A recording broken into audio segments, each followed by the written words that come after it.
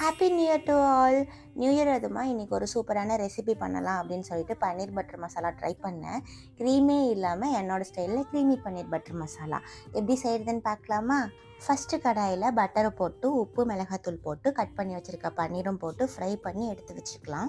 அப்புறம் அதே கடாயில் எண்ணெய் ஊற்றி வெங்காயம், தக்காளி, 4 வரமிளகா, இஞ்சி, பூண்டு எல்லாத்தையும் சேர்த்து வதக்கி எடுத்துக்கலாம். கொஞ்சம் கொத்தமல்லியும் சேர்த்து வதக்கி வச்சுக்கலாம்.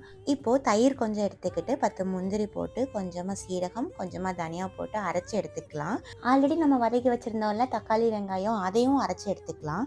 இப்போ எல்லாத்தையும் பட்டரில் போட்டு கொதிக்க வச்சு ஒன்று எடுத்தேன். செம்மையாக வந்துச்சு. ஆல்ரெடி எல்லாருமே பன்னீர் பட்டர் மசாலா தெரியும் தான், ஐ நோ.